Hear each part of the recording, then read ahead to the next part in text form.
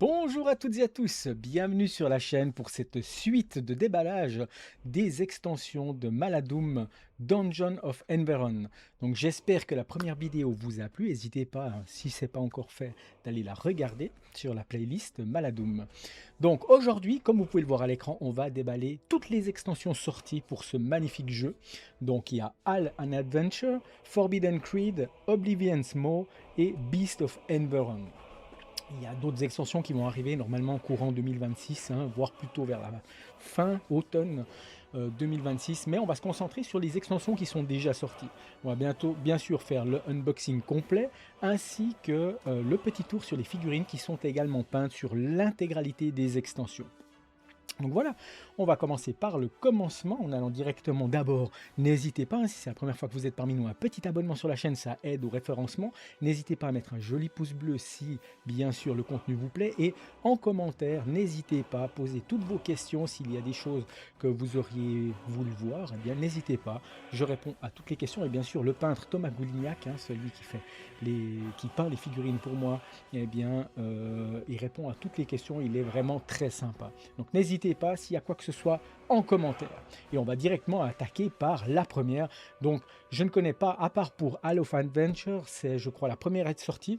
Ensuite c'est Forbidden Creed, Oblivion's Maw, les Beasts of Enveron, je ne sais pas du tout à quel moment elle se situe, mais je sais qu'au niveau du Kickstarter, quand Maladoom était sorti, vous pouviez avoir, si je ne me trompe pas, Forbidden Creed et Hal of Adventure aussi dans le pledge.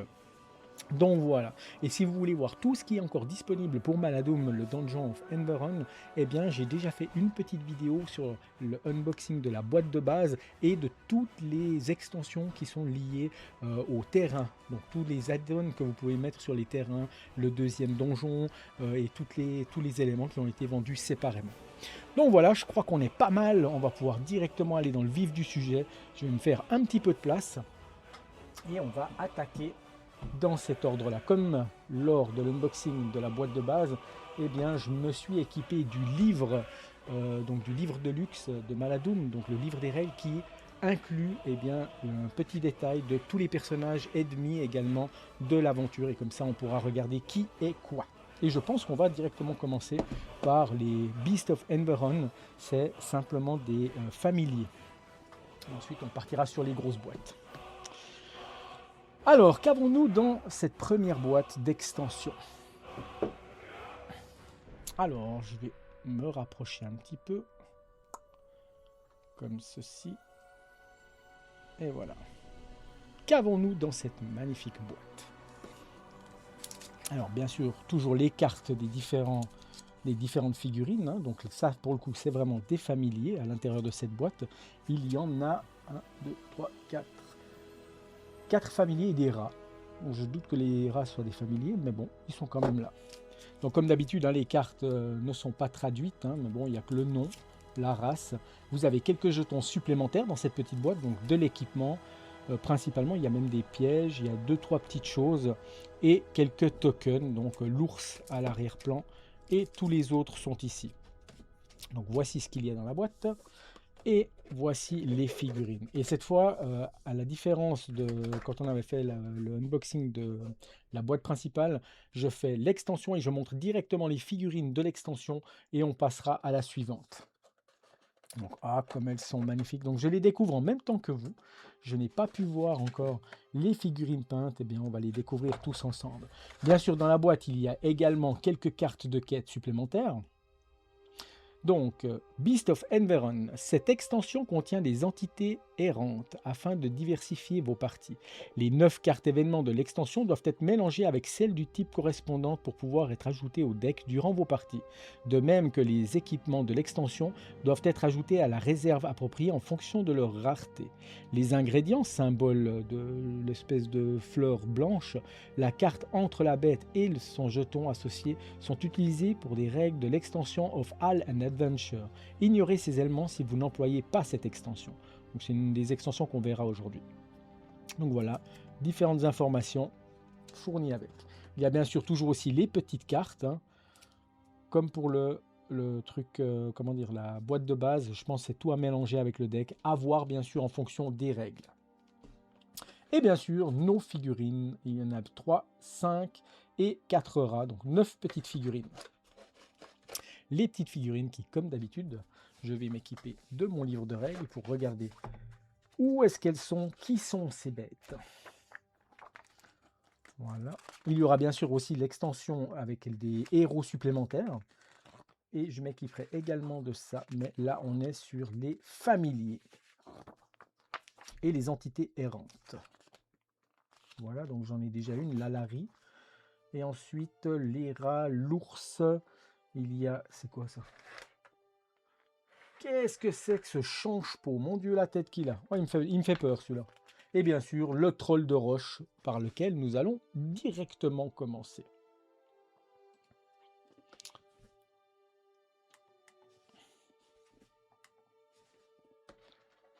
Alors, on en avait déjà un dans la boîte de base. Et bien là, on en aura un second. Donc c'est un troll de roche. Les trolls de roche sont grands et solitaires. Bien qu'ils aient une apparence humanoïde et qu'ils puissent saisir des objets avec leurs mains, ils se comportent comme des bêtes. Ils sont pacifiques lorsqu'on ne les dérange pas, mais ils attaquent à vue et doivent être considérés comme une menace. La peau du troll est proche de la roche, extrêmement résistante et le rend presque totalement insensible à la douleur. Les crevasses de la peau accueillent la faune et la flore qui entourent le troll, ce qui lui confère un camouflage partiel. Les trolls habitent principalement le nord d'Enveron, en particulier les forêts humides des spectres et les montagnes d'Iberia. Les trolls réanimés par la nécromancie sont plus féroces que leurs homologues vivants et plus difficiles à tuer. Les trolls morts-vivants sont souvent placés délibérément dans certaines zones par les Malagontes pour tendre des pièges aux imprudents. Il est magnifique. Déjà, le premier était vraiment très sympa avec les tripes à l'air. Et celui-là, il est vraiment très chouette aussi. Donc bien sûr, pour jouer à Maladoum, vous n'avez pas forcément besoin de ces extensions, mais ça permet bien sûr d'ajouter du contexte à l'environnement aussi. C'est toujours très appréciable. On va passer au suivant. Et c'est une entité errante, l'Alari. Oh, c'est chou. Ouais, la tête un peu moins. Donc elle est sur son socle transparent. Qu'est-ce donc que ça? Une entité errante. On trouve toutes sortes de créatures dans les souterrains et les ténèbres d'Enveron. Voici quelques-unes des plus communes. L'Alari. Les Alaris, les Alaris sont des cousins tordus des fées classiques. Plus nuisibles que menaçants, ils peuvent néanmoins infliger des douloureuses piqûres en lançant des dards empoisonnés. Les aiguillons ne sont pas immédiatement mortels, mais ils sont débilitants. Ouais, très sympa, j'adore les couleurs sur les ailes, c'est vraiment très chouette.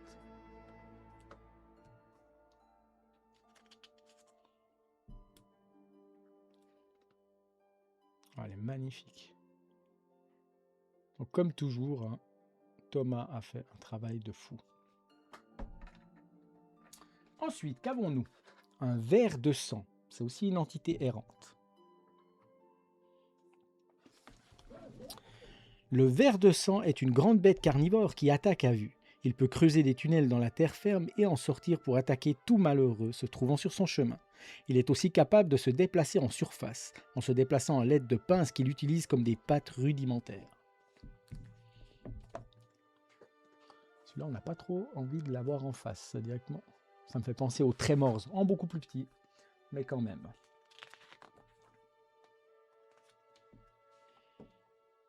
Ensuite, on a le grand ours. Oh, super. Issu des manipulations génétiques d'un passé lointain, le grand ours a été modifié afin de paraître plus redoutable que l'ours standard, avec des crocs et des griffes plus grandes et une plus forte musculature. Ces modifications ont entraîné une forte agressivité qui s'est accrue au cours des générations. C'est une bête féroce, en fureur quasi permanente, prête à mettre en pièces tout malheureux qui a la témérité de se trouver en sa présence.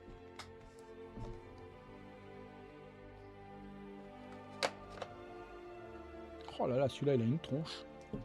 J'adore les couleurs. Ouais, il a quelques cicatrices quand même. Et les socles, comme toujours, superbes.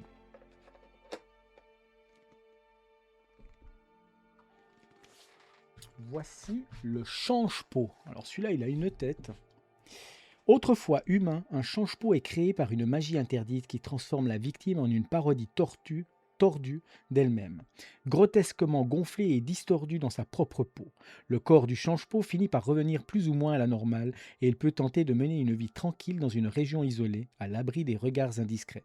Mais certains événements déclencheurs, comme un orage, provoqueront une nouvelle transformation. Chacune d'elles déforme le corps et l'esprit de la victime. Plus ils vivent longtemps, plus ils deviennent bestiaux et finissent par devenir des tueurs d'aimants. Tout change-peau que les aventuriers rencontrent aura sans doute perdu toute trace de son humanité depuis longtemps. Oh là là, le visage il fout les boules. Alors est-ce qu'on va voir une petite mimine devant. Oh là là, il a la bouche vraiment. Mais autrement, oh, c'est superbe. Vraiment très chouette. Ah, il me tarde de faire la première partie. Et les rats. Les raquetaillés. Les raquetaillés. Alors, il y en a 4. Voilà, alors bon courage. Oh, avec des beaux yeux verts.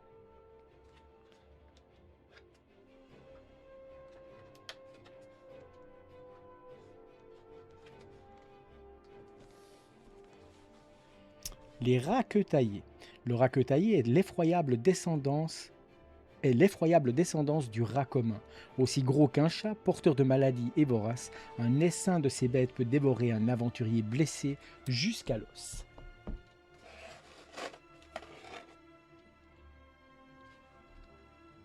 Magnifique.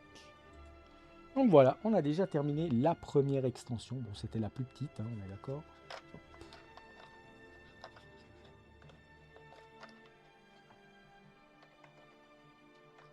Ah, non, ça va plutôt là. Voilà.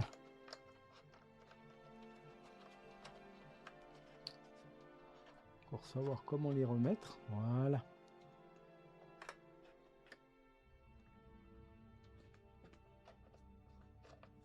Parfait.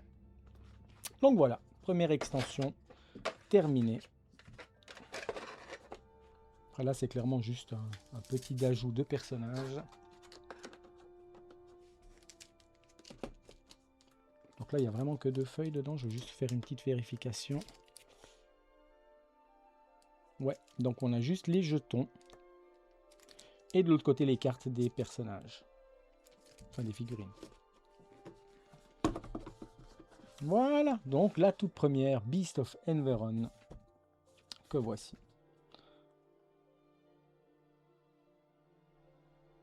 Et les cartes qui sont jointes pour pouvoir les intégrer dans les différentes parties. Donc on peut voir, même brutes, hein, elles sont vraiment très très belles. Mais bon, maintenant, moi, j'ai pris l'habitude d'avoir les figurines peintes. On va passer sur la seconde extension of All an Adventure, qui nous rajoutera des persos supplémentaires, si je dis pas de bêtises. Bien sûr, comme toujours, hein, les boîtes sont toujours écrites en anglais, mais à l'intérieur, il y a le petit feuillet où ça nous explique un petit peu ce qu'il y a là-dedans. Et on voit déjà que dans cette extension, il y a énormément de choses. Alors moi, j'ai déjà tout monté. Là, pour ceux qui ont suivi la campagne Orquest, eh bien, l'exemple des portes, c'est ici que je les ai prises et que j'ai commencé à recréer mes propres portes parce que vous n'en avez que 3. Donc si vous voulez avoir le nombre de portes nécessaires pour différents jeux, eh bien, vous devez chaque fois commander une boîte. On ne peut pas les avoir séparément, ces portes. Malheureusement, du coup, eh bien, un petit tuto va popper bientôt sur la chaîne, comment les créer à l'identique. Donc il y a des jetons, bien sûr, les cartes événements pour pouvoir réintégrer cette extension dans la campagne de base, ou bien faire vos propres parties et ajouter bien tous les personnages. Donc là, les figurines, ce sont de nouveaux aventuriers qui s'ajouteront au choix. On va directement regarder ce qu'il y a là-dedans. Bien entendu, il y a le petit livret.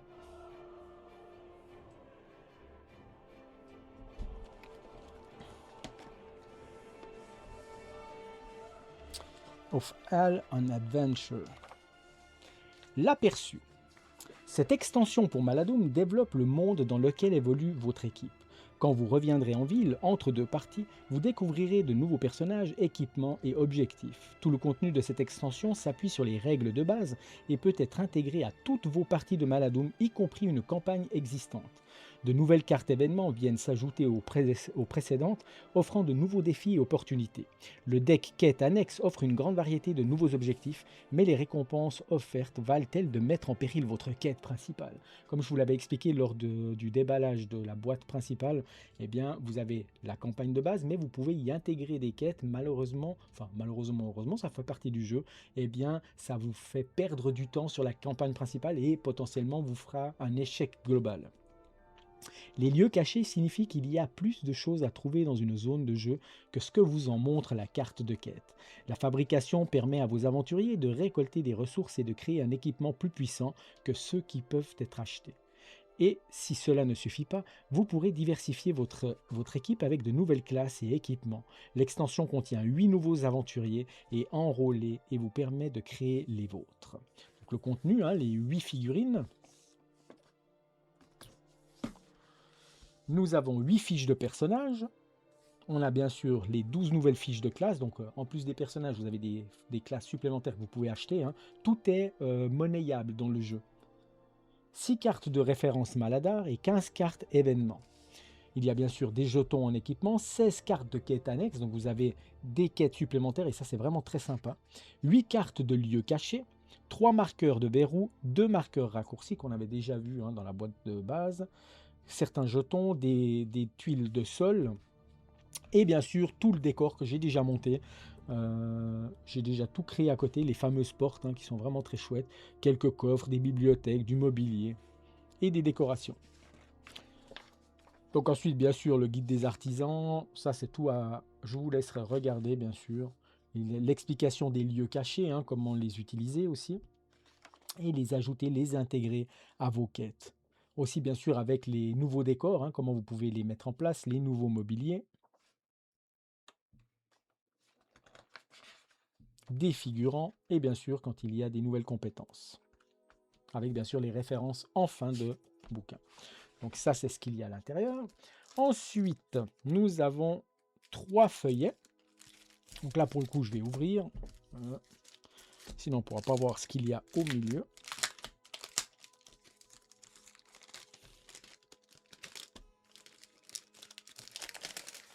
Hop là. Alors, comme d'hab, des jetons, donc de nouveaux équipements, armes, armures, avec les coûts, l'arrière, les prix d'achat et de vente. Une deuxième, avec les feuilles de race et caractère, tout ce que vous pouvez avoir. Les nouvelles classes. Qu'est-ce qu'on a comme nouvelle classe? Assassin, druide, primoriste, contender, paladin, eudémon. Et bien sûr ça après il faudra regarder comme toujours avec les cartes en français pour voir et adapter les noms puisque sur les cartons eux-mêmes c'est écrit en anglais. Et bien sûr les nouveaux personnages. Ça, j'avais pas précisé dans la boîte de base, vous avez les fiches de perso, donc avec leurs compétences et puis les points de vie et autres. Et à l'arrière, eh bien oui, chaque personnage peut aussi être en mode PNJ. Et à ce moment-là, c'est une carte d'aventure, enfin une fiche de personnage un peu restreinte. Mais qui est sympa et qui donne le ton. Donc voilà les nouveaux aventuriers. Donc il y a Bram, Emmerich, Ungler, Artane, Aria, Endley, Galen et Kriga. Ils sont vraiment sympas. Donc, comme d'hab, je vais essayer de les re-rentrer dans la four, ce qui est jamais évident à cause du petit scotch, enfin de la partie collante de ce truc. Alors si j'arrive à les remettre, c'est génial, sinon tant pis. Ah non, c'est juste pas possible. Oh là là, quelle horreur ce scotch. Quelle horreur ce plastique. Déjà que c'est très très petit. Voilà. Ah, peut-être je vais y arriver. Ah. Ouais. C'est vraiment chiant ce côté collant là. Et j'ai pas envie d'abîmer mes cartes. Mais j'ai pas non plus envie de les laisser dehors. Voilà. Parfait. Et ensuite, voilà le restant de la boîte. Donc bien sûr, hein, dessous il y a toujours le décor, mais comme je vous l'ai dit, j'ai déjà tout monté, hein. Donc c'est principalement du mobilier, il y a 2-3 petites portes supplémentaires. Et ensuite ça je le garde, un petit souvenir. Et le contenu de la boîte. Les figurines, avec bien sûr un gros deck supplémentaire de cartes, de compétences entre autres, et des différentes nouvelles races, et toutes les cartes supplémentaires qu'on peut après rajouter dans les decks. Ça par contre je ne vais pas les ouvrir à chaque fois. Vous avez vu lors de la vidéo de présentation. Donc voilà. Après bien sûr ici vous avez de l'emplacement pour pouvoir mettre le mobilier. Si je ne me trompe pas, c'était ici. Voilà. Puis après vous avez largement la place quand vous regardez pour par exemple mettre des tables, les différents mobiliers à l'intérieur. Moi j'ai un petit meuble exprès maintenant pour tous ces mobiliers, donc je ne les laisse pas dans la boîte de base. Il faut simplement avoir une petite référence pour savoir où va quoi bien sûr. Parce qu'une fois que vous commencez à mélanger avec les jeux, voilà. Et ensuite voici nos 8 nouveaux aventuriers. Ah purée, elles sont superbes. Magnifiques les couleurs, j'adore. J'adore. Alors, on va aller directement dans le vif du sujet avec le premier, ou la première. Hein. Il y a beaucoup de femmes aussi dans ce jeu. Alors, je vais m'équiper, bien sûr, du livre Où sont passés nos héros. Ils sont là. Alors, où est-ce qu'ils se cachent? Là, voilà. Alors, qui avons-nous ici? Alors... Est-ce que ce serait Crane? Je ne suis pas sûr. Donc ceux-ci, je les avais faits. Est-ce que c'est elle? Petite arbalète. Faut-il encore savoir lequel, qui est qui dans cette histoire? Ah, c'est bizarre, il n'y a personne qui a une arbalète là. Alors, est-ce que c'est elle? Oui, ça semble être Arya Chiva, femelle humaine de 26 ans. Bon là, elle a un arc sur la photo, là c'est plus une arbalète. Ah mais elle a un arc dans le dos, désolé, autant pour moi. Alors, Arya Chiva, femelle humaine de 26 ans. Arya est clairement une aristocrate avec une éducation et une prestance différente de celle des aventuriers habituels. Ses vêtements sont pratiques mais chers et de bonne facture, et elle parle et agit avec style. Elle ne parle jamais de son passé, mais on suppose qu'elle est une fugueuse ou une exilée d'une famille riche. Bien qu'inexpérimentée au combat, c'est une experte du maniement de toutes les armes à distance, l'arc long mais rutant aux dagues de jet communes. La vie d'aventurier l'oblige à s'adapter rapidement au fait d'être plus souvent la proie que le chasseur. Très très belle figurine.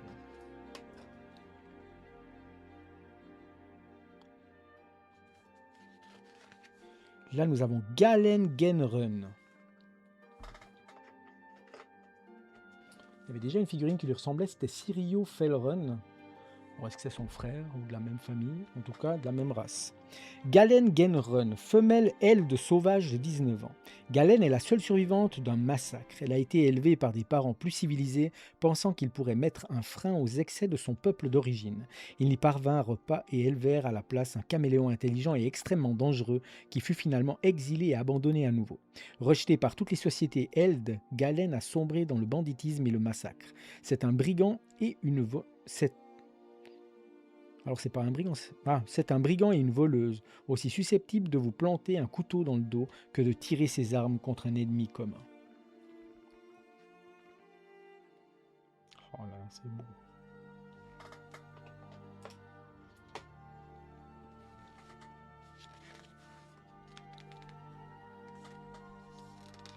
Qui avons-nous maintenant? Endley du clan Greenwood. C'est un mâle Dvela 57 ans. Endley est un Dvela, membre d'une ancienne race souterraine dotée d'impressionnantes défenses faciales et de la capacité de voir dans les ténèbres presque totales. Autrefois prospère, le taux de natalité de l'espèce a chuté et les Dvelas sont désormais dispersés à travers Enveron en petits clans. Le clan d'Enley n'existe plus et il erre dans les royaumes à la recherche de sensations fortes au crépuscule de sa vie. Débrouillard et astucieux, il a le don de préparer les objets, en particulier ceux qui sont magiques, bien qu'il ne soit pas très doué pour les utiliser. Il est fort, résistant et fonce sur ses ennemis comme un boulet de canon. Conscient qu'il vieillit, il espère que sa fin ne sera pas ennuyeuse.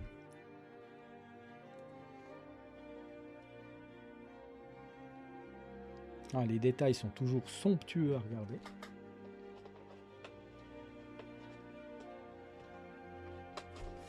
Ensuite, qui avons-nous?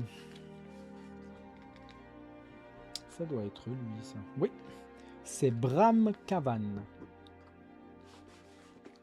Mâle humain de 50 ans, chasseur de monstres autoproclamé, Bram gagne sa vie en chassant les créatures ou tous ceux qui utilisent le Maladoum à des fins malveillantes.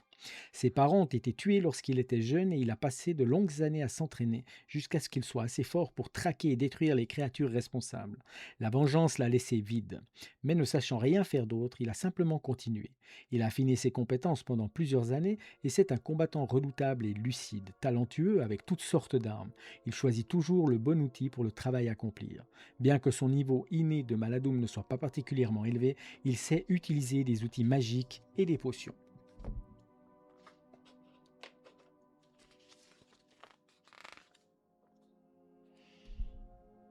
Hélène Kriga.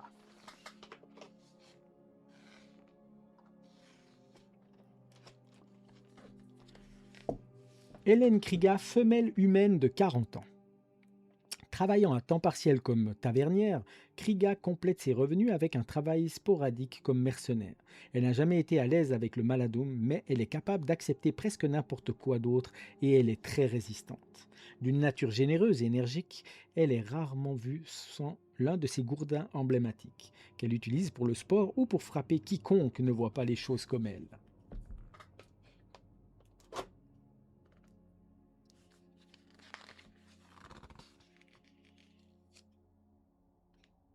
Artein Eno.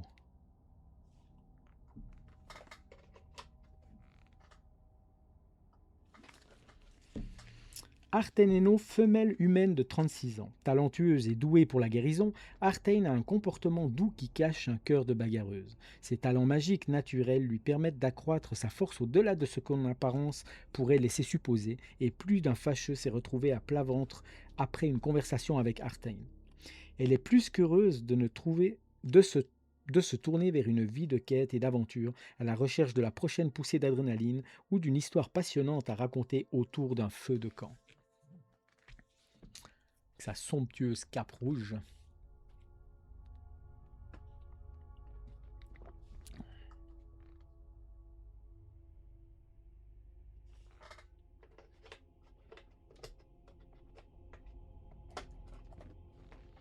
Qui avons-nous là? Ça doit être elle. Hungertai, je pense. Ouais, ça a l'air d'être ça.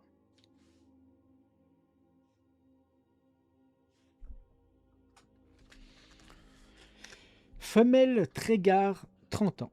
Hunger s'enorgueillit d'être une marchande de produits de qualité, préférant vendre à des acheteurs exclusifs plutôt que de marchander des bricoles avec des aventuriers dépenaillés. Cependant, les temps sont durs et elle est souvent obligée de traiter avec la racaille pour gagner sa vie. Elle négocie âprement, achetant à bas prix et vendant cher. Elle n'est pas peu fière de fouiller les tombes abandonnées depuis longtemps ou des champs de bataille pour trouver des trésors perdus.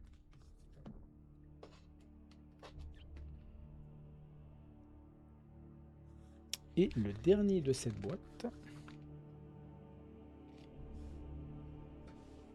c'est Émeric Rohan.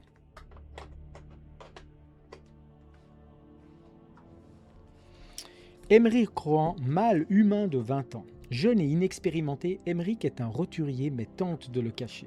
Il possède un niveau naturellement élevé de Maladoum, mais sa formation a été limitée en raison de sa naissance. La majorité de ses connaissances ont été acquises en se plongeant dans des livres plutôt que dans les cours pratiques. Il pense qu'être affilié à une guilde lui permettra d'accroître sa stature, mais il se trompe. Son destin est déjà tracé par sa naissance, les guildes ne se souciant guère des talents naturels.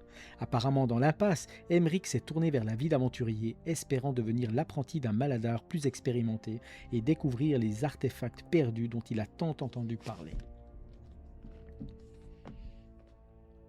Et c'était déjà le dernier de cette extension. Magnifique. Donc je peux ranger ce livre. Voilà. Tac. Tous les personnages sont rangés. Alors, Bien sûr, le mobilier, ça restera dans mon meuble.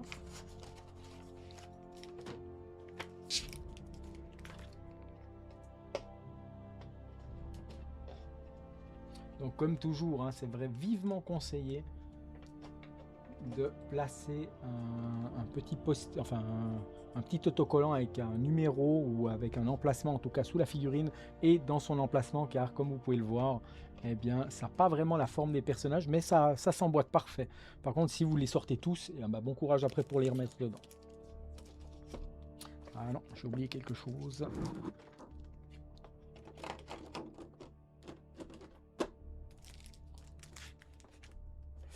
Attendez, là il y en a une qui n'est pas mise comme il faut dedans. Voilà. Donc ça, c'est l'extension of Hal and Adventure.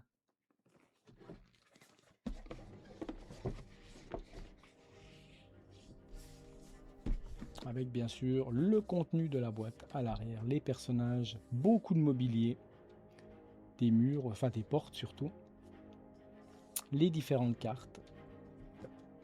Et on passe à la suivante. The Forbidden Creed. Alors là, clairement, sur le papier, ma préférée.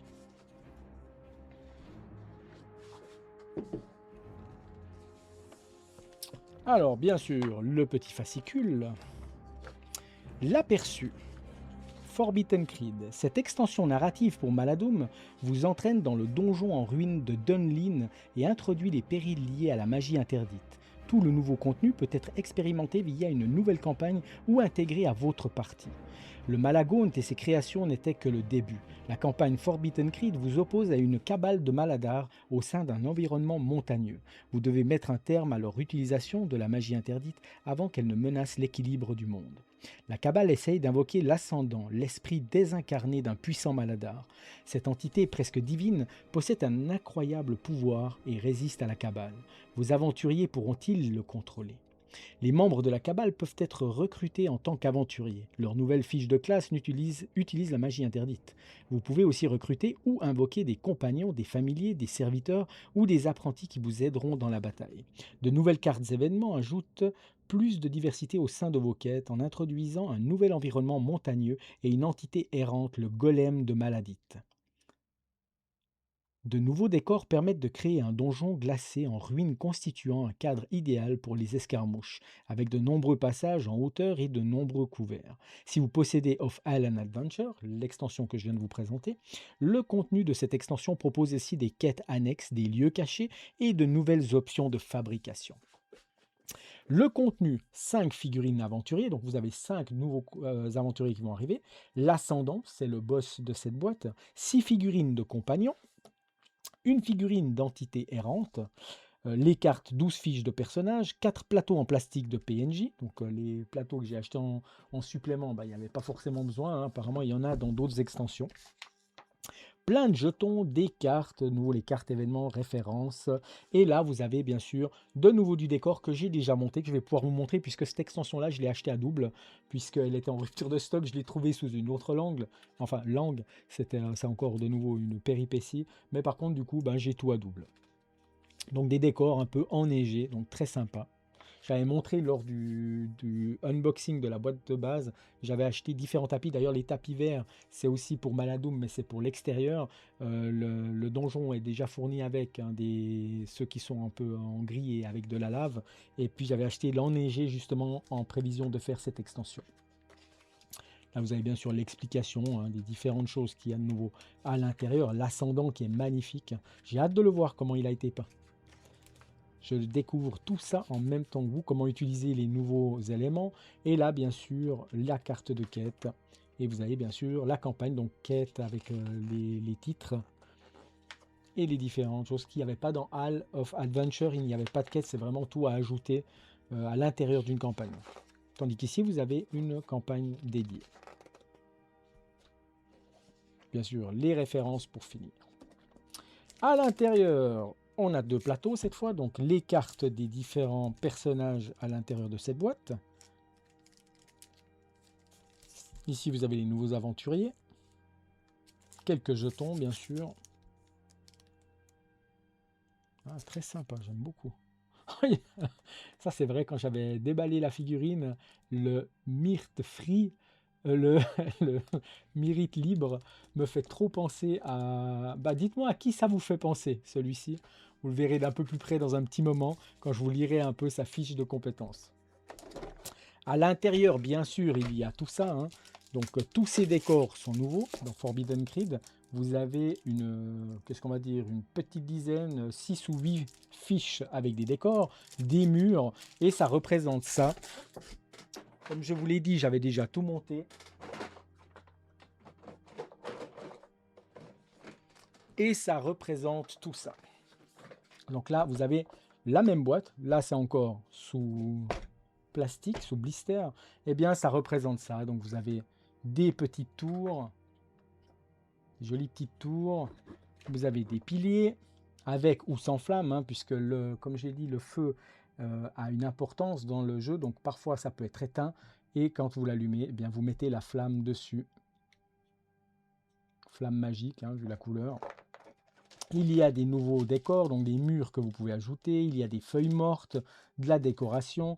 Vous avez des petites passerelles comme ça. Donc tout ça, c'est à monter, hein, bien sûr.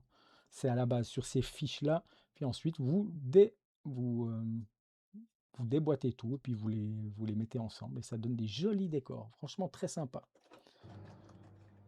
Voilà. Donc ça, c'est à peu près, bah, c'est pas à peu près, c'est tout ce qu'il y a à l'intérieur une fois que c'est monté. Ensuite, qu'est-ce qu'on a? Bah, la boîte, forcément. Donc, comme d'hab, avec le plastique, pour y mettre les magnifiques figurines peintes que je vais découvrir en même temps que vous. Il y a des petites fiches pour les persos, donc vous en avez 4. 4 éléments pour pouvoir placer des personnages non joueurs. Il y a un dé, puisque là on parle de magie, eh bien il y a un dé qui sert justement pour cette magie. Donc un dé spécial. Comme d'habitude, les petits picots pour nos aventuriers. Il y a bien sûr les fixations pour mettre les différents éléments ensemble. Les cartes de référence et de nouveau des quêtes et endroits qu'on peut découvrir dans cette extension. Le journal de campagne également. Donc ça, on ne va pas ouvrir, hein, c'est les cartes habituelles. Hein, maintenant, vous savez ce que c'est. Et bien sûr, toutes les figurines que nous allons à nouveau découvrir, puisque dans le livre, justement, dans le comment dire, je l'appelle tout le temps le livre collector, mais c'est le livre de luxe. Et bien, vous avez, vous voyez, les personnages sont bien écrits, c'est ce que je suis en train de vous lire. Et là, du coup, il faut aller sur l'extension qui est liée à Forbidden Creed. Donc ça, c'est les monstres de base. Après, c'est pas impossible que ce soit mélangé. Ça, c'est encore une autre. Voilà l'ascendant, par exemple. Et c'est quelle figurine qu'il y a là-dedans? Il y a des nouveaux héros. Donc, bien sûr, il faudra aussi que je me réfère aux héros qui sont là. Donc ça, c'est ceux de la boîte de base. Voilà. Ensuite, ça, on a fait. Ceux-ci, on les a fait. Donc, ça doit être ceux-là, j'imagine. Ça, c'est fait, c'est fait, c'est fait. Ceux-là sont pas faits. Est-ce que c'est eux? Ouais, ça m'en a l'air.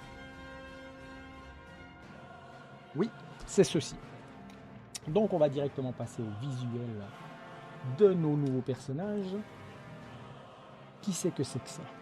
Là, c'est Corazon le serviteur. C'est un mâle grobeleur âge inconnu. Corazon est un grobeleur difforme et un paria. Sa nature sournoise lui a valu d'être chassé par son peuple. Il semble être le laquais qui se contente d'obéir aux ordres de son maître, mais il est bien plus que cela. Phaedra croit que Corazon est au service de sa famille depuis des décennies, alors qu'en réalité, elle ne connaît ce fidèle serviteur que depuis moins d'un an. Il lui a inspiré la prise du donjon de Dunlin, il guide ses actions et obscurcit son jugement, et Phaedra n'est guère plus que la marionnette d'un Maladar bien plus puissant qu'elle.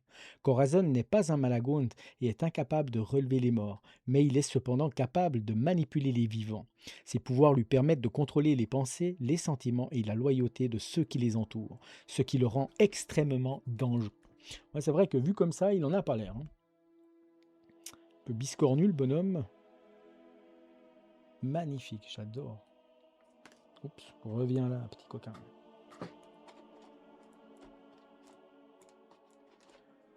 Oh là, il y en a un qui est pas mal massif, c'est celui-ci, ouais. Doukan. Donc désolé hein, si j'égorge les pseudos ou les noms. C'est un Doukan, mâle terressien 70 ans. Khan est un terressien. Il se fait passer pour un malagonte, mais ses compétences et ses capacités naturelles ne sont pas développées. Il n'est pas aussi intelligent ou aussi puissant qu'il le suppose, et s'appuie fortement sur des outils magiques. Son mentor est Phaedra, qui laisse Khan penser qu'il est le chef, alors qu'il n'est en réalité que sa marionnette. Comme bien d'autres terressiens, Khan est toujours méfiant, en colère et prompt à porter des jugements hâtifs. Avec toujours des couleurs magnifiques. Et il a 4 bras. Hein. Ouais, donc c'est vraiment le bon. Donc pour ceux qui ne l'auraient pas vu, il a 4 bras.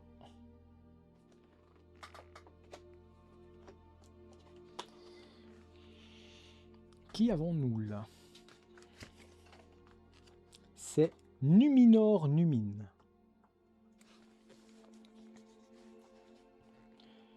C'est un mâle humain de 37 ans. Numinor est originaire des plaines ibériennes, une terre rude située au sud des montagnes ibériennes et habitée par un peuple austère. Son clan l'avait employé comme guerrier en raison de sa grande taille et de ses compétences magiques supérieures. Il possédait des talents de combattant pour devenir chef de clan, mais n'avait pas les compétences nécessaires pour s'occuper de politique. Il fut finalement exilé comme fauteur de troubles et depuis il erre à travers Enveron comme mercenaire et bandit. C'est un homme violent qui règle toutes ses disputes à coups de marteau. Bien qu'il ne soit pas du genre à se faire des amis, c'est un combattant fiable et un ajout utile à tout groupe d'aventuriers. Il est actuellement employé comme garde du corps par les Maladars renégats installés dans le donjon de Dunlin. Les adeptes des arts interdits se méfient de tous ceux qui pourraient les renverser, mais le manque d'ambition de Numinor en fait un allié utile. Petite goutte de café. Magnifique marteau qui va aplatir des têtes.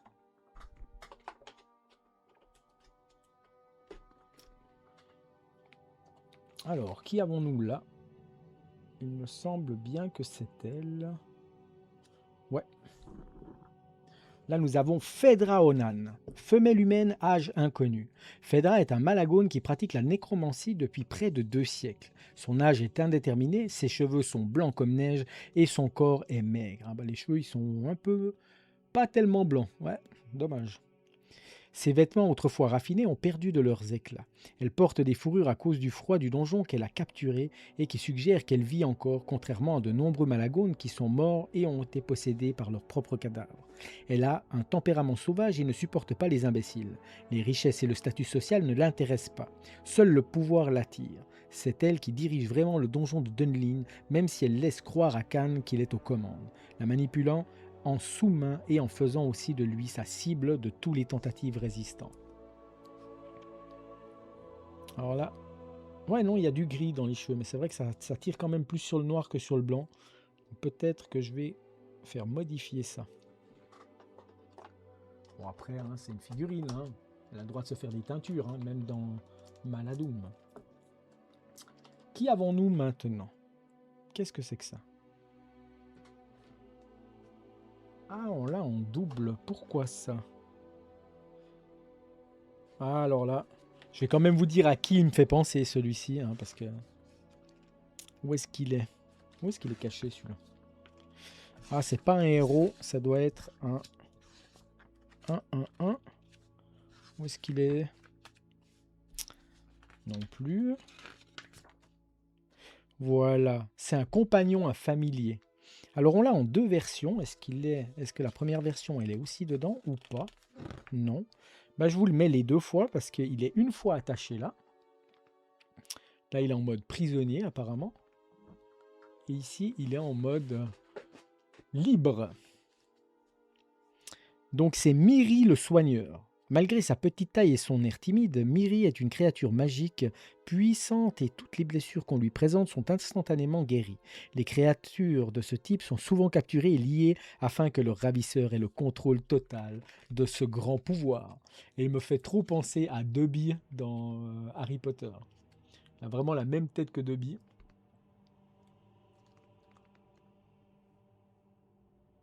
Ah, faut toujours mettre la main derrière. Hop. petite tête à la Dobby. Donc là, il est en mode capturé.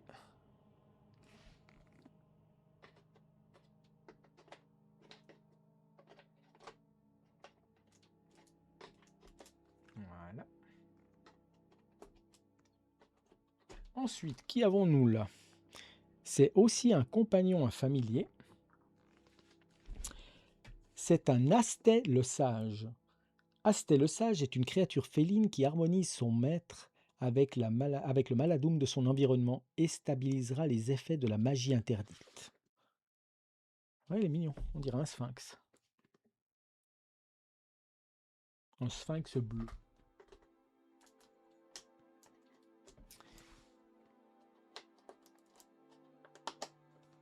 Oh, il est magnifique. Qui c'est que ça?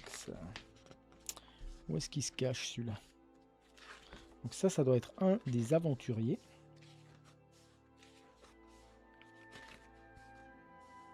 Voilà, ça doit être ça. Oui. Ça m'a tout l'air d'être celui-ci.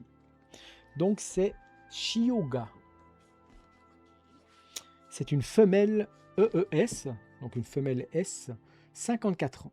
Shio a passé de nombreuses années à la recherche de savoir et a été chassée par sa guilde de Maladar pour avoir joué avec des connaissances interdites. Elle s'allie avec tous ceux qu'elle croit capables de l'aider à acquérir la connaissance et le contrôle de la force mystérieuse du Maladoum. Dans sa quête de pouvoir, elle est devenue complètement amorale et capable d'assister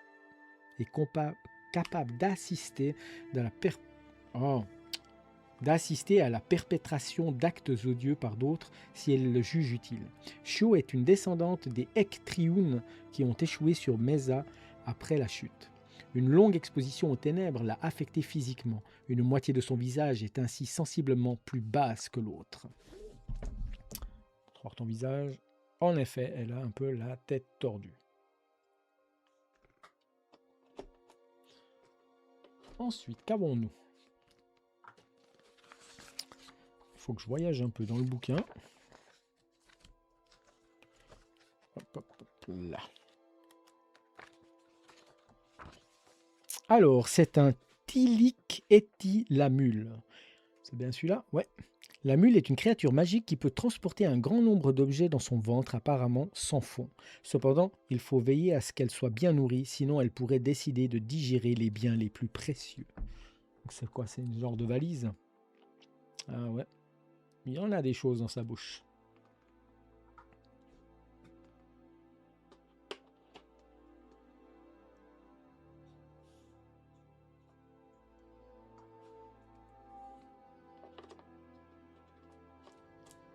Qu'avons-nous là? C'est un Reiki le chasseur. Reiki est une créature presque dénuée d'esprit qui attaque tout ce qui menace ses maîtres. Dépourvu Dieu, il se fie à ses autres sens et n'est pas affecté par l'obscurité. Ses griffes avant sont capables de saisir des victimes et sa peau épaisse est hérissée de pointes. Ça peut être sympa d'avoir ces familiers. Hâte de voir leurs fiches, s'ils ont des fiches de combat ou pas. Alors, en effet, ils peuvent attaquer, ils peuvent se défendre, ils ont des points de vie. Ah, ça va être sympa ça.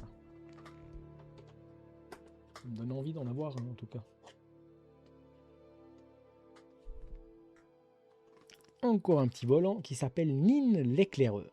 Nin est un familier ressemblant à un grand corbeau noir avec 4 ailes et 4 yeux étrangement humains. Il peut servir Dieu à son maître, lui permettant de voir ses actions et ses ennemis tout en les harcelant depuis les airs. C'est un drone. Ah, il est magnifique. Superbe. Ici, nous avons maintenant un golem de maladite. Oh, il est beau. Superbe, avec un petit escargot sur la jambe. Golem de maladite. La magie infusée dans la roche des montagnes a créé une créature consciente qui exécute les ordres de ses maîtres.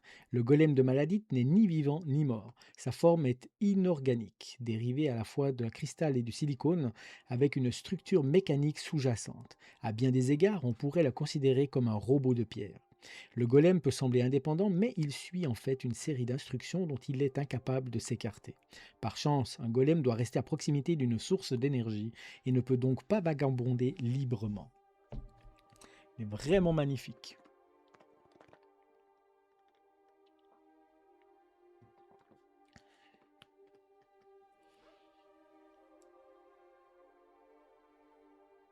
Avec le petit escargot derrière, si on peut le voir.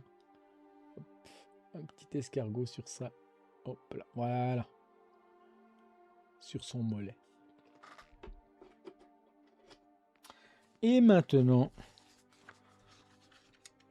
un magnifique l'ascendant. Ça doit être le boss de la boîte. Oh, il est superbe.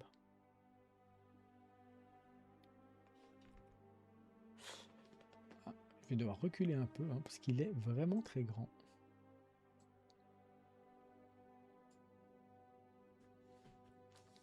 L'ascendant est l'esprit désincarné de ce que fut autrefois un puissant maladar humain. Dans son ancienne vie, il vivait à l'écart et développait ses pouvoirs naturels sans être entravé par les guildes. Il finit par transcender le monde des mortels et ne fit plus qu'un avec les éléments, quittant ce monde pour être vénéré comme une sorte de mi-dieu. Il dispose d'un immense pouvoir sur le Maladum latent qui le traverse, mais il utilise ce pouvoir pour maintenir l'équilibre du monde. Il peut cependant être invoqué dans le monde des mortels en utilisant des arts interdits. Son corps est composé des éléments qu'il tire de la terre et de l'air, formant un avatar de lui-même. Le maladar qui procède à l'invocation tentera de contrôler l'ascendant, mais celui-ci résistera. Sous sa forme d'avatar, il ne sera plus qu'un maelstrom de colère et de confusion. La vie des mortels qui l'entourent ne signifiant rien. Il est splendide. Magnifique.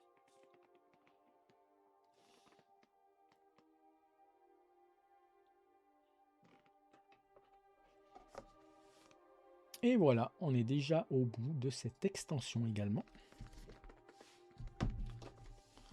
Que voici, donc toutes les figurines sont retournées à leur place. Hop là. Voilà. Elles sont vraiment magnifiques. Bien sûr, hein, les picots usuels, les petites fixations pour les murs. Il n'y a rien d'autre là. Le petit dé pour la magie. Et c'est bon. Franchement, ça donne envie d'y jouer. À chaque fois qu'on manipule les figurines et tout ce qui va avec, eh bien, ça donne tellement envie de jouer. Et ça, c'était pour l'extension Forbidden Creed. Donc, il se passe un peu dans un monde enneigé.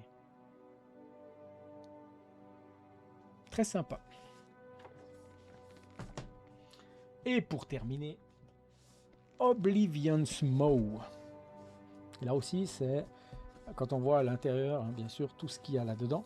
Eh ben, on peut voir déjà qu'il y a aussi un gros boss.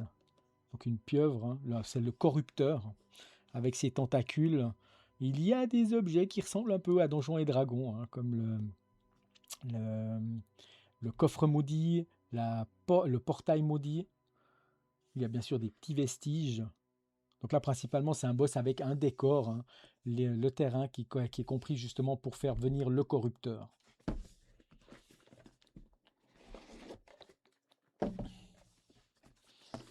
Toujours le fascicule qui fait vraiment plaisir. Et le petit aperçu. Cette extension narrative pour Maladum introduit une nouvelle faction de monstruosités tentaculaires venues d'ailleurs. Tout le nouveau contenu peut être expérimenté via une nouvelle campagne ou intégré à vos autres parties. La campagne Oblivion's Maw prolonge celle des Dungeons of Enveron. Le Malagone peu satisfait de ses hordes de morts-vivants manipule les barrières dimensionnelles pour accumuler plus de pouvoir. Ceci attire le corrupteur, une créature immense qui se nourrit de Maladum. Il se renforce au fil de la campagne. Si vous ne combattrez que des tentacules isolés au départ, vous finirez par vous confronter à la bête dans toute sa terrible puissance. 6 nouvelles entités errantes représentent les retombées des intrusions de l'énergie venue d'ailleurs dans notre dimension. De nouvelles cartes événements, vétérans et environnements permettant d'ajouter plus de diversité dans vos quêtes. De nouveaux décors représentant l'ancien sanctuaire où se trouvent les talismans arcaniques pour invoquer ou repousser le corrupteur. Si vous possédez Of Hell and Adventure, la première extension que je vous ai présentée, le contenu de cette extension propose aussi des quêtes annexes de lieux cachés et de nouvelles options de fabrication. Le la gueule du corrupteur, donc la grosse taille, 7 tentacules qui ont leur propre socle, hein, que vous pouvez soit mettre sur un socle indépendant, soit fixer directement sur le corrupteur.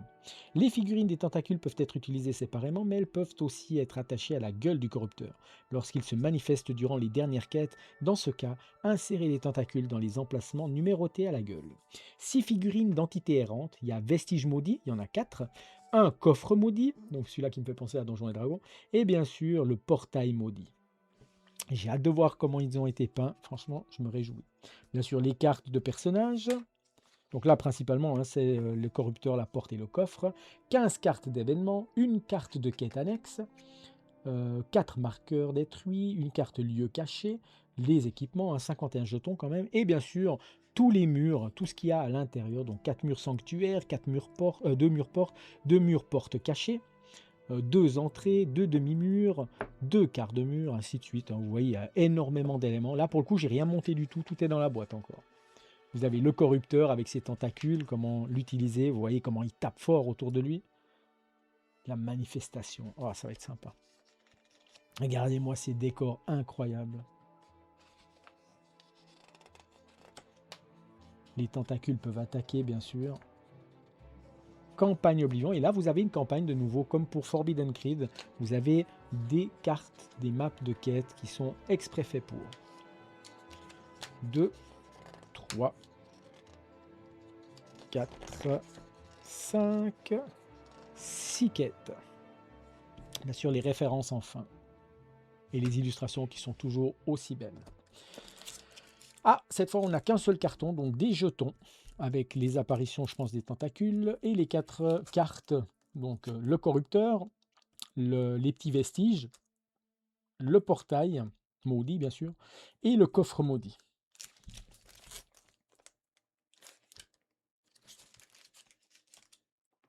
Et voici la beauté. Alors bien sûr, hein, comme d'hab, les terrains au fond. Voilà. Bien sûr, il y a de nouveau 5-6 fiches. Donc bien sûr à monter cette fois. Là, j'ai rien touché. Donc le décor. Voilà, je me réjouis parce que comme je l'ai dit, c'est vraiment très relaxant de monter ces décors. À l'intérieur de la boîte, qu'avons-nous à part le corrupteur? Oh purée, rien que de regarder, mais c'est magnifique. C'est magnifique. Oh là là. Comme toujours, les cartes hein, de référence, lieux cachés et autres, les autres cartes que vous mélangerez bien sûr, le moment venu au deck principal. Il y a 2 dés, donc d'assaut, je pense que forcément c'est les nouveaux dés, donc c'est lié aux tentacules, entre autres. Toujours les petites fixations, et là, ah ouais, bien sûr les socles peints séparément. Oh là là, ils sont beaux. Mais rien que les socles sont magnifiques. Moi, je vous les afficherai. Hop, hop, hop. Voilà. Et voilà, tout ce qu'il y a dans la boîte, bien sûr. Toutes les figurines que je vais encore vous présenter font partie. Le corrupteur, donc c'est la bouche qui est là. Et toutes les tentacules qui vont attaquer soit séparément sur le terrain, soit vous les fixez sur le corrupteur quand il y aura le combat final, bien sûr. Et puis les petites bêtes, là, quoi. J'ai hâte de vous montrer.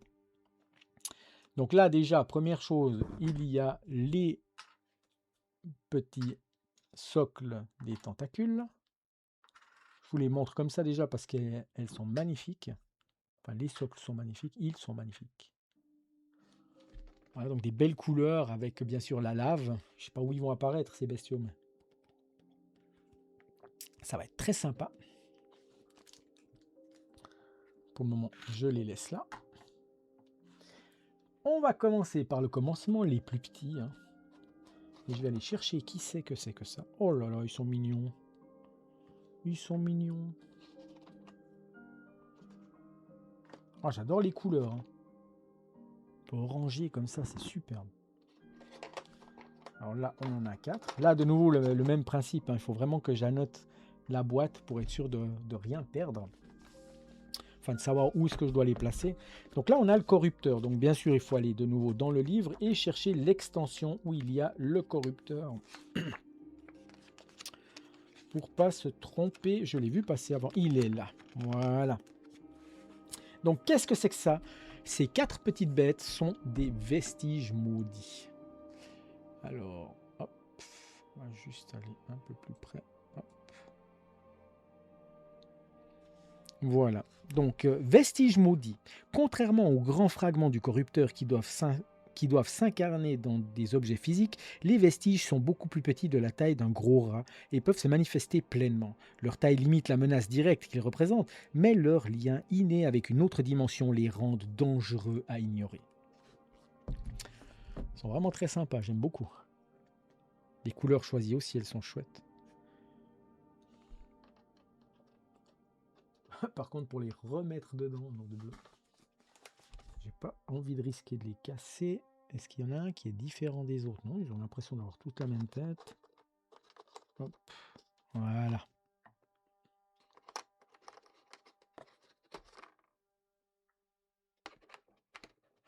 Le thermoformage, il est sympa, hein, comme ça rentre et ça tient, sans forcer. Mais il faut trouver le bon endroit, bien sûr. Qu'avons-nous ensuite? Alors, avant le corrupteur, on va bien sûr passer à lui. Et c'est le coffre maudit. Les fragments détachés du corrupteur ne peuvent se manifester pleinement sans posséder un objet inanimé. La mimique du coffre prend possession du récipient le plus proche, le déformant pour l'adapter à son objectif. L'objet commence à se fendre et à l'intérieur, une horrible gueule et des tentacules apparaissent. La créature se déplace en utilisant ses tentacules et des morceaux de l'objet comme pattes rudimentaires. Superbe. Ah, cette extension, elle va être géniale à jouer. Magnifique. Oh là là, mais c'est beau ça. Là, nous avons le portail maudit. Il arrive que l'énergie d'un autre monde, celle du corrupteur, habite une porte, le transformant en un portail vers un autre plan. Ses crocs et ses tentacules attirant toute personne à porter vers le portail et une mort certaine. Vraiment splendide, j'adore. Les couleurs sont magnifiques. Et on n'a pas forcément envie de s'y approcher de trop près non plus. Ah, c'est vraiment splendide.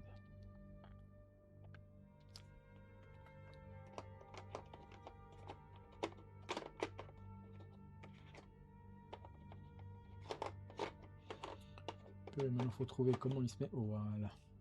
Et maintenant, regardez-moi ça. La gueule du corrupteur. Le corrupteur. Dans un royaume de cauchemars sommeille le corrupteur, une créature maudite qui est toujours au seuil de la mort, mais qui n'arrive jamais à se libérer. On ne sait pas ce qui se passe dans son esprit fracturé, mais il déteste toutes les créatures vivantes et les dévore insatiablement, convaincu que cela peut arrêter sa propre décadence éternelle.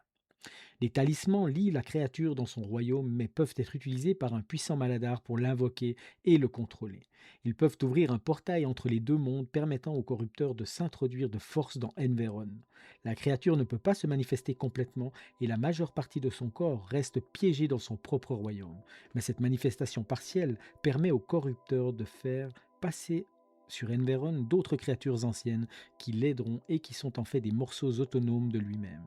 Le corrupteur doit être détruit tentacule par tentacule avant de pouvoir être envoyé dans son propre royaume.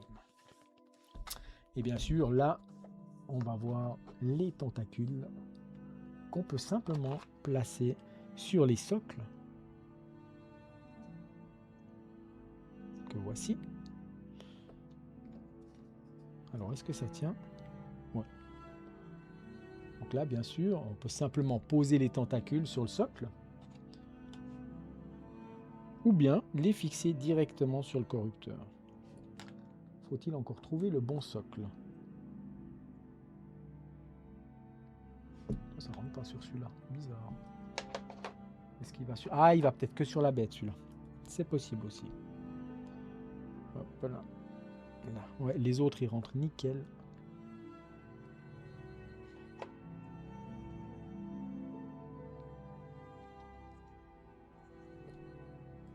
Comme ça permet d'attaquer à distance. Hein. Avec les socles, ça donne vraiment bien. C'est comme s'ils sortaient du sol. C'est beau, c'est beau. Et bien sûr, vous pouvez simplement fixer les autres directement sur le corrupteur. Ah ouais, il y en a un qui est plus petit que les autres. Hop.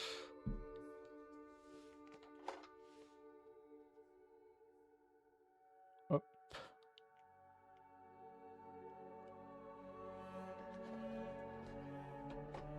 Et voilà.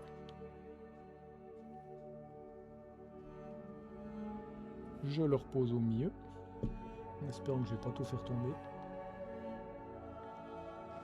On va reculer. Oups, pardon. On va reculer un peu tout ça. Regardez-moi cette beauté. Vous avez des tentacules sur les socles et vous pouvez les fixer simplement directement sur le corrupteur. Oh, ça va être beau. Ça veut dire qu'en même temps qu'il tourne, je peux placer ces petites tentacules un peu partout. Voilà, ça vous fait un monstre qui apparaît sur le plateau. Ah, franchement, c'est beau, c'est beau. Quand ça tient super bien.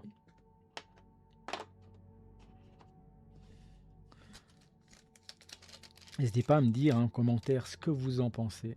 Moi, je suis aux anges, j'adore ça. Vous savez à quel point j'adore les figurines peintes.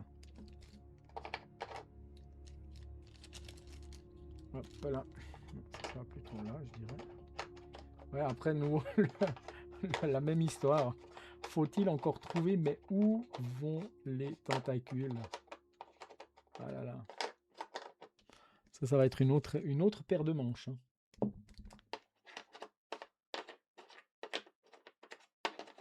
Ouais, ça va être vraiment une autre histoire.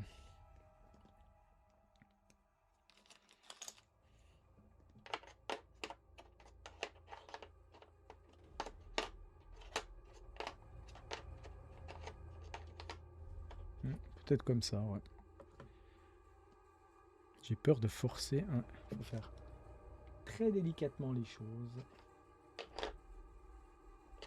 Alors, je dirais que ça va là. Ça va là. Comme ça, voilà. Voilà. Ça comme ça.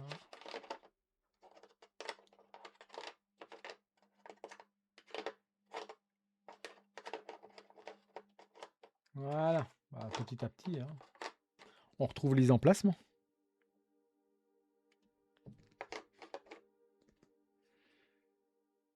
Et le dernier, hop là.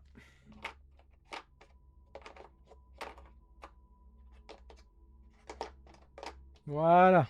Ah ouais, ça rentre gentiment. Vraiment splendide.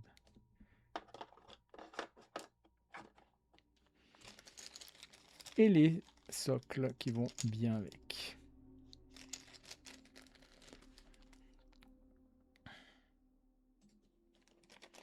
Voilà. Donc les socles vont ici. Là par contre, c'est clair, si vous avez les éléments de la boîte, eh bien, une fois que c'est monté, ça, vous ne les remettez plus dans la boîte. Parce que c'est pas dans ces trois petits emplacements qu'on va pouvoir mettre grand chose. Comme les autres boîtes, par exemple, Hall of Adventure, il y avait largement la place dedans.